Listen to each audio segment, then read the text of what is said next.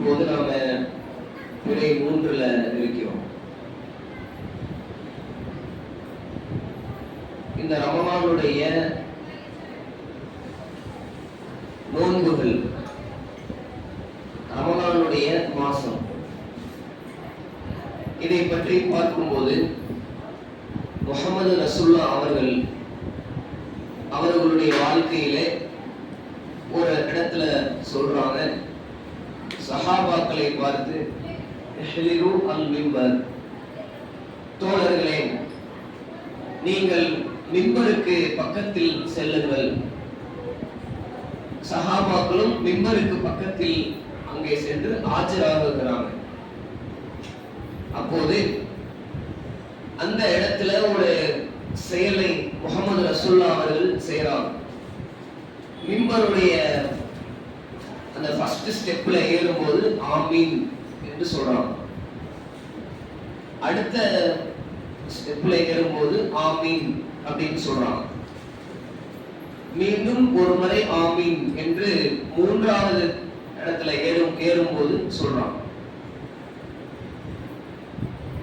அதற்கு பிறகு சஹாபாக்களுக்கு சொல்ல வேண்டியதை சொல்லிவிட்டு இறங்கும் போது சஹாபாக்கள் கேட்டார்கள், என்றும் கேட்காத ஒன்றை இன்று நாங்கள் கேட்டோமே, ஆமீன் ஆமீன் ஆமீன் என்று சொன்னீங்களே. அப்போது முஹம்மது ரசூலுல்லாஹ் அவர்கள் சொன்னார்கள், இந்த மிம்பருக்கு பக்கத்திலே ஜிப்ரீல் அலைஹிஸ்ஸலாம் அவர்கள் எனக்கு எடுத்து காட்டப்பட்டார்கள். அவர்கள் சொன்னார்கள், புஹதன் லிமன் அதுரக ரமலான ஃபலம் யுஃபர் லஹு, யாருக்கு ரமலானுடைய மாசம் கிடைத்தும் கூட அவர் செய்த பாவங்களை எல்லாம் அவர் மன்னிப்பு தேடாமல், மனிதன் என்கிற அடிப்படையில இங்க இருக்கக்கூடிய சகோதரர்கள் சகோதரிகள், இங்க இல்லாதவர்கள் யாராக இருந்தாலுமே பாவங்களுக்கு உட்பட்டவர்கள் தான். பயான் பேசக்கூடிய நானாக இருக்கலாம், அல்லது இந்த உலகத்தில் வாழக்கூடிய யாராக வேண்டுமானாலும் இருக்கலாம். மனிதனுடைய அடிப்படையான இயல்பு அவன் பாவம் செய்யக்கூடியவன், தவறுகள் செய்யக்கூடியவன் தான். அப்ப அல்லாஹ்வுடைய தூதர் சொல்றாங்க, புஹதன் லிமன் அதுரக ரமலான ஃபலம் யுஃபர் லஹு, ரமலானுடைய பாக்கியம் கிடைத்தும் கூட ரமலானுடைய மாசம் அவருக்கு அவருடைய வாழ்க்கையில் கிடைக்கிறது, அதை அனுபவித்தும் கூட அந்த மாசத்தை சரியான முறையில் பயன்படுத்தாமல் அவருடைய பாவங்களை அவர் மன்னிக்கும் வகையில, அல்லாஹ் மன்னிக்கும் வகையில அவர் செயல்படாமல் இருக்கிற காரணத்தினால அப்படி ஆகிவிட்டால் அவருக்கு தூரமாகட்டும் என்று ஜிப்ரீல் அலைஹிஸ்ஸலாம் அவர்கள் சொன்னார்கள். நான் ஆமீன் என்று சொன்னேன் என்று சொன்னார்கள். நாம் தொழக்கூடிய இந்த தொழுகையில ருக்கு செய்யும் போது, சுஜூது செய்யும் போது, சுப்ஹானக அல்லாஹும்ம ரப்பனா வ பிஹம்திக அல்லாஹும்ம அக்ஃபிர்லி, இந்த இடத்துல அக்ஃபிர்லி என்று சொன்னால் என்னை மன்னித்து விடு இறைவா என்று ருக்குவிலும் சுஜூதிலும் சுப்ஹான ரப்பியல் அலீம் சுப்ஹான ரப்பியல் ஆலா என்று சொல்றோமே, சுப்ஹுன் குத்தூஸுன் ரப்புல் மலாயிகத்தி வர்ரூஹ் என்றும் சொல்லலாம். சுப்ஹான ரப்பியல் அலீம் 3 தடவை சொல்றோம்ல, சுப்ஹான ரப்பியல் ஆலா 3 தடவை சொல்றோம். ரசூலுல்லாஹ் சொல்லி இருக்காங்க. அதுக்கப்புறம் சுப்ஹானக அல்லாஹும்ம ரப்பனா வ பிஹம்திக அல்லாஹும்ம அக்ஃபிர்லி, என்னை மன்னி இறைவா. 2 சுஜூதுக்கு நடுவுல அதாவது ரப்பி இக்ஃபிர்லி ரப்பி இக்ஃபிர்லி என்று 2 டைம் சொல்றோம். ரசூலுல்லாஹ் சொல்லி இருக்காங்க, ரப்பி இக்ஃபிர்லி, என்னை மன்னி என் இறைவா, என் ரப்பே என்னை மன்னித்து விடு என்று தொழுகைக்குள்ள. தொழுகை முடிந்த உடனே அல்லாஹு அக்பர் என்று சொல்லிவிட்டு அஸ்தக்ஃபிருல்லாஹ் அஸ்தக்ஃபிருல்லாஹ் அஸ்தக்ஃபிருல்லாஹ் என்று 3 தடவை ரசூலுல்லாஹ் ஒவ்வொரு தொழுகைக்கு பின்னாடியும் இதை சொல்லுவாங்க. ஒவ்வொரு தொழுகை முடிந்த உடனே அல்லாஹு அக்பர் அஸ்தக்ஃபிருல்லாஹ் அஸ்தக்ஃபிருல்லாஹ் அஸ்தக்ஃபிருல்லாஹ். அதோட அர்த்தம் என்ன? அஸ்தக்ஃபிருல்லாஹ், நான் அல்லாஹ்விடம் என்னுடைய பாவ மன்னிப்பை தேடுகிறேன், அல்லாஹ் என்னை நீ மன்னித்து விடு என்று அர்த்தம். இந்த அளவிற்கு பாவ மன்னிப்பை பற்றி இந்த தொழுகைக்குள்ளேயும் தொழுகை முடிந்ததற்கு பிறகும் அது ஒரு சிறப்பான ஒரு வழிமுறையாக இருக்கிறது.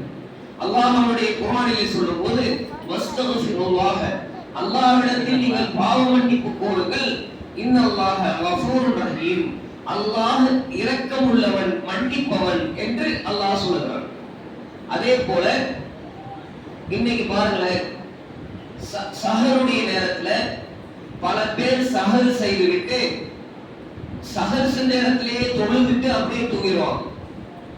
இந்த மாதிரியான நிலைமை இருக்கு. பல பேர் சஹர் செய்து விட்டு பள்ளிவாசலுக்கு வந்து தொழுது விட்டு குர்ஆனை ஓதிட்டு துஆ செய்து விட்டு சரியான முறையில இபாதத்துகள்ல ஈடுபட்டு விட்டு கொஞ்ச நேரம் பள்ளிவாசல்ல தூங்குவாங்க, அல்லது வீட்டுக்கு போய் தூங்கிடுவாங்க. அதுக்கப்புறம் எழுந்து அவர்களுடைய வியாபாரத்திற்கு செல்வாங்க. அந்த சஹருடைய நேரத்தில் செய்ய வேண்டிய ஒரு முக்கியமான விஷயம் என்னன்னா, அல்லாஹ் சொல்கிறான் வல் முஸ்தக்ஃபிரீன பில் அஸ்ஹார் வபில் அஸ்ஹாரி ஹும் யஸ்தக்ஃபிரூன்.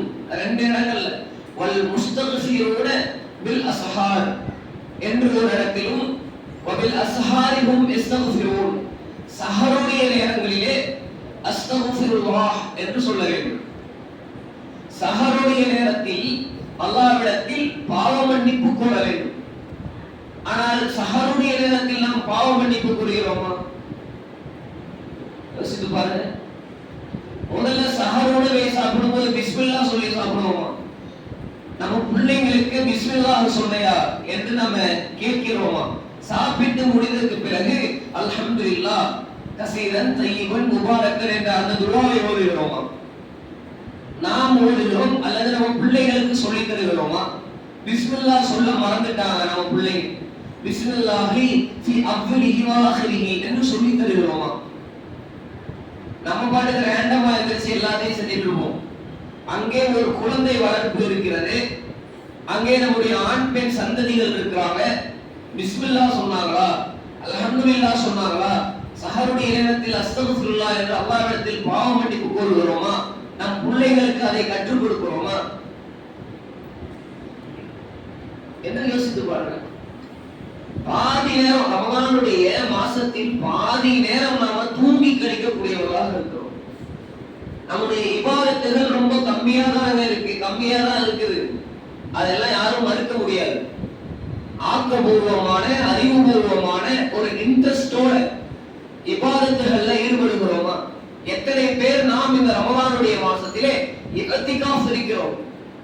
எத்தனையோ வாலிபர்கள் இருக்கிறாங்க, படிக்கக்கூடிய வாலிபர்கள், படித்து முடித்து விட்டு தங்களுடைய வாழ்க்கையுடைய லட்சியத்திற்காக போராடக்கூடியவர்கள் என்று இங்கிலீஷ்ல ஒரு ஃப்ரேஸ் ஒன்று சொல்லுவாங்க, without great solitude no serious work is possible அப்படிமா. அதாவது ஒரு இனிமையான தனிமை இல்லாமல் ஒரு சீரியஸான ஒர்க்கை செய்ய முடியாது அப்படிமா. ரசூலுல்லாஹ்வுடைய வாழ்க்கையை எடுத்துக்கோங்களேன்.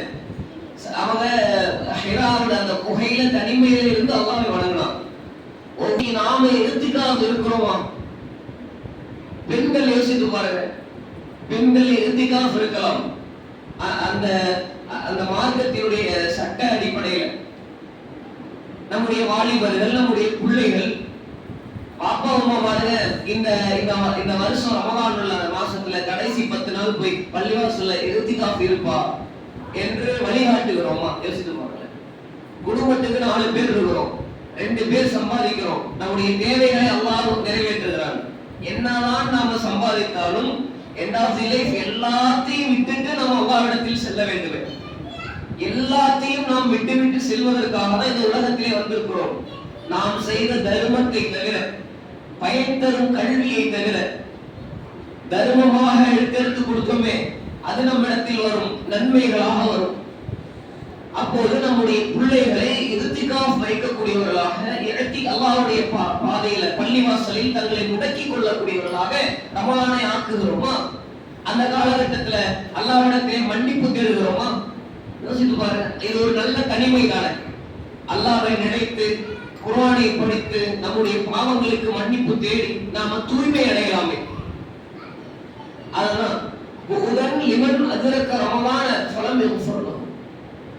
ரமலான் பாக்கியம் அடைந்தும் கூட யாருக்கு பாவம் மன்னிக்கப்படவில்லையோ, ரமலானை அவங்களுடைய வாழ்க்கையில மீட் பண்றாங்க, ரமலானை அனுபவிக்கிறாங்க, ரமலான் மாசத்துல ஆனா சரியான முறையில ரமலானை வந்து அணுகாமல் பல முஸ்லிம்களை எடுத்துக்கிட்டீங்கன்னா, அதாவது ஒரு ஒரு ரமலானுடைய பிறை 1, 2, 3, 5 அது வரைக்கும் நோன்பு வைப்பாங்க. அதுக்கப்புறம் நோன்பை விட்டுருவாங்க. அப்படியே நோன்பை விட்டுட்டு கடைசியில அந்த லைலத்துல் கத்ர் அது மாதிரியான இரவுகளை நோன்பு நோற்பாங்க. இந்த அளவிற்கு பலகீனமான ஒரு சமூகமாக நாம் இருக்கிறோம். நம்முடைய வாழ்க்கையை பாருங்க, நம்முடைய வாலிபத்துல நின்று தொழக்கூடியவர்களாக இருக்கும். அப்படியே வயசாக வயசாக வயசாக வயசாக ஒரு கட்டத்துல சேர்ல உட்கார்ந்து தொழுவோம். அதுக்கப்புறம் அதுவும் முடியாது, படுத்து தொழுவோம். அதுக்கப்புறம் என்ன ஆக போகுது? அப்ப நாம உயிரோடு இருக்கிற காலகட்டத்துல அல்லாஹ்விடத்திலே அதிகமாக பாவ மன்னிப்பு தேட வேண்டும். அது ரமலானுடைய மாசத்தில் ரொம்ப ரொம்ப ரொம்ப நமக்கு ஒரு சான்ஸ், நமக்கு ஒரு மிகப்பெரிய ஒரு வாய்ப்பு என்று சொல்லலாம். இதை நாம சரியான முறையில பயன்படுத்தி நாம் நம்மை தூய்மைப்படுத்திக் கொள்ள வேண்டும். அல்லாஹ்விடத்திலே முஹம்மது ரசூலுல்லாஹ் அவர்களுடைய ஹதீஸ்ல வருகிறது, முஹம்மது ரசூலுல்லாஹ் அவர்கள் சொல்கிறார்கள், அல்லாஹ் மீது சத்தியமாக ஒரு நாளைக்கு 70 தடவை 100 தடவை, 2 அறிவிப்பாளர் தொடர்ல வருகிறது, ஒரு நாளைக்கு இன்னி அஸ்தக்ஃபிருல்லாஹ வ அதூபு இலைஹி ஃபில் யௌமி 70 மர்ரா, இன்னொரு இடத்துல 100 மர்ரா, ஒரு நாளில் அல்லாஹ் மீது சத்தியமாக நான், ரமலானுடைய மாசம் என்று சொல்லல, பொதுவாக ஒரு நாளில் 70 முதல் 100 வரை அல்லாஹ்விடத்திலே பாவ மன்னிப்பு தேடி இருக்கிறோம். நாம ஒரு மல்லிகை கடை வச்சிருக்கிறோம் அல்லது ஏதேனும் ஒரு தொழில் செய்கிறோம், அந்த இடத்தில் நாம அஸ்தக்ஃபிருல்லாஹ் அல்லாஹ்வை நினைத்து கொண்டே இருக்கலாமே. அஸ்தக்ஃபிருல்லாஹ் அல்லாஹ் என்னை மன்னிச்சிரு என்று 70 முறை சொல்லலாம், 100 முறை சொல்லலாமே.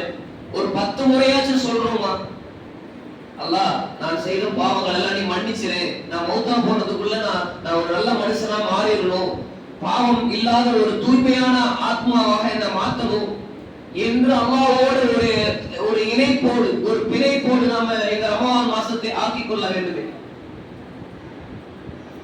எனவே இந்த ரமலான் மாசத்திலே செய்ய வேண்டிய முக்கியமான ஒரு விஷயம் பாவ மன்னிப்பு. அதே போல இறையச்சத்தை அதிகப்படுத்திக் கொள்வது. இது போல இந்த ரமலானை நாம் பயன்படுத்திக் கொள்ள வேண்டும். ரமலான் மாசத்தில் அதிகமாக நம்ம சஹருடைய நேரங்களில் அஸ்தக்ஃபிருல்லாஹ் சொல்ல வேண்டும் என்று சொல்லிக்கொண்டு இன்ஷா அல்லாஹ் வரும் நாட்களில் வெவ்வேறு விஷயங்களை நம்ம பார்ப்போம். அஸ்ஸலாமு அலைக்கும்.